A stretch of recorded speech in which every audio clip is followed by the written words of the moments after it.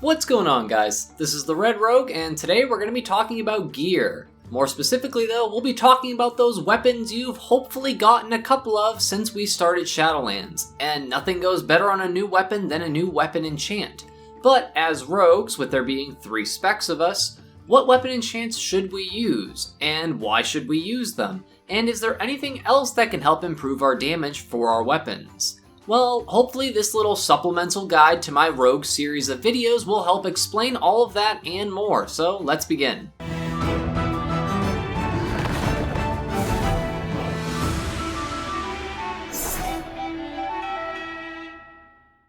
So as per usual, this video is going to be pretty rogue-centric and PvE-centric as well, though a lot of this information should prove pretty useful to melee DPS and especially dual-wielding specs of melee DPS as well.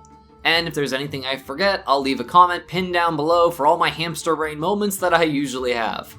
As I'm sure you've heard me mention once or twice or a couple dozen times if you've seen my prior videos talking about anything where damage is involved, simulations are always the best way to know exactly what enchantments you should be using for your specific character, as different talents, gear, conduits, legendaries, covenant loadouts, item level, and more can change enough about your exact setup to make a recommendation not 100% always the case. I did a lot of sims and looked through quite a bit of information before putting this video together, so hopefully this information holds valid in the months to come. But always sim yourself to make sure you're not spending like an absurd amount on weapon enchants, because at the time of this video, they're really expensive. So first we'll go over the 3 main weapon enchants we'll be looking at as rogues, as the other new enchants that came out with Shadowlands are healing and tanking oriented. First, we have what is most likely the only new enchant that isn't like 15,000 gold on your server right now, Celestial Guidance. This enchant gives a proc increasing our agility by 5% for 10 seconds.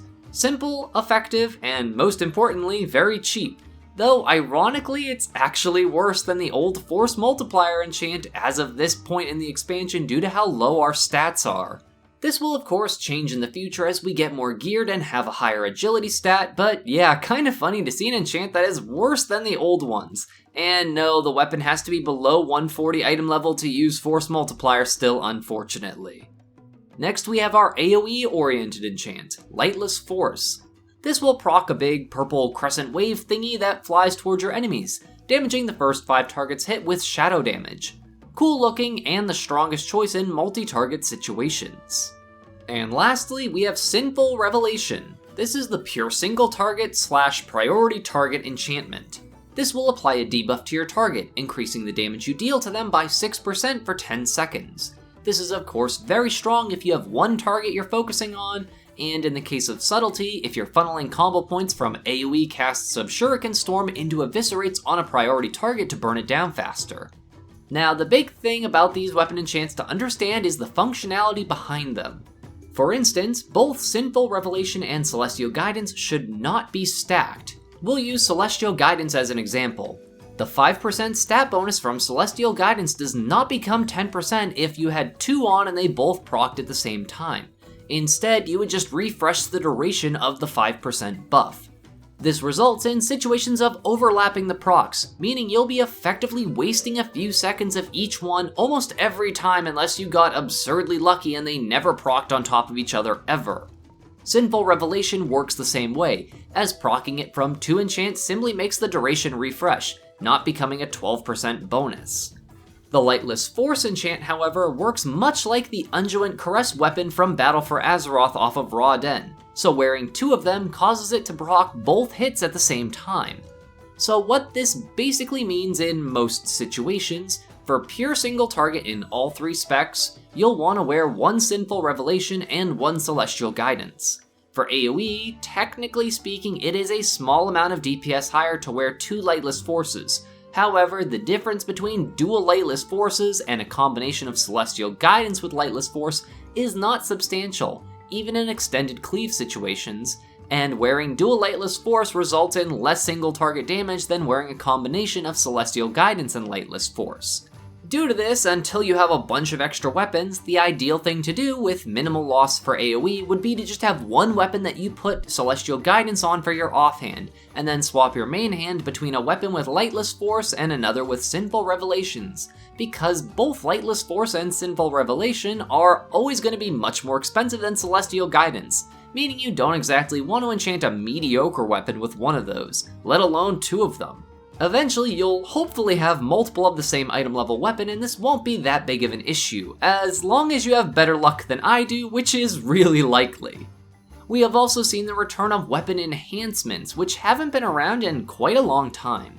These include things like weapon oils and sharpening stones. For us rogues, there are two options we'll be considering: Shadow Core Oil and Shaded Sharpening Stones. There is also the Porous Sharpening Stone, but it gives a smaller benefit, so it isn't really viable in comparison to its alternative. Shaded Sharpening Stones will increase your attack power by 20 for 1 hour, whereas Porous Sharpening Stones will only give 16 attack power for 1 hour. And Shadow Core Oil will be applied to your weapon for 1 hour, and when you damage an enemy, it has a chance to deal shadow damage to them. One important thing to know about Sharpening Stones and weapon oils is that you can apply them to both weapons. However, you can only have 2 weapon enhancements active, so you can't sharpen both weapons and apply oil to both. It's one or the other, though you can mix and match. Shadow Core Oil also has some interactions with a few of the damaging battle potions in Shadowlands, causing them to deal slightly more damage or increase their range of effect. As far as these 2 weapon enhancements go though, with some personal testing as well as sims I've been doing and looking through information that I can find comparing the two, it looks like the Shaded Sharpening Stones are the better choice in virtually all situations, even when factoring in the bonus of the DPS potions like Phantom Fire and Empowered Exorcism that they gain from wearing Shadow Core Oil. This is because attack power is virtually the same thing as agility, which is a much stronger stat than it has been in the past.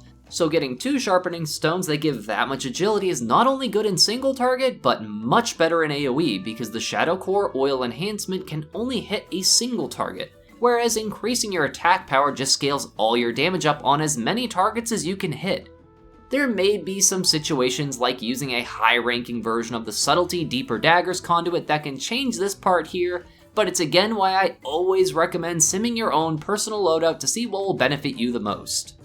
Well folks, I hope this shorter than usual video helps point you in the right direction as far as what weapon enchantments you should be using, as well as what weapon enhancements you should be using too.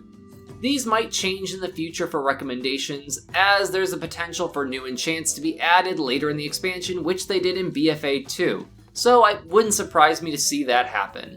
I hope this video was helpful to you though, and if so, any likes, comments, or new subscribers are all fantastic ways of showing your support for the channel. If you're new around to my little corner of the YouTube algorithm, then I'd like to welcome you to come check out the rest of the channel. I do new uploads every weekday on a variety of content, ranging from things like guides, tutorials, add-on related things, week-or related things, random things I kinda just want to do, and of course rogue-specific things. I'd also like to take this time to thank all of my regular viewers, commenters, subscribers, and especially my patrons, who all help make these Shiba Shenanigans possible. Thank you all so much for watching. This is the Red Rogue, and I'll see you guys around.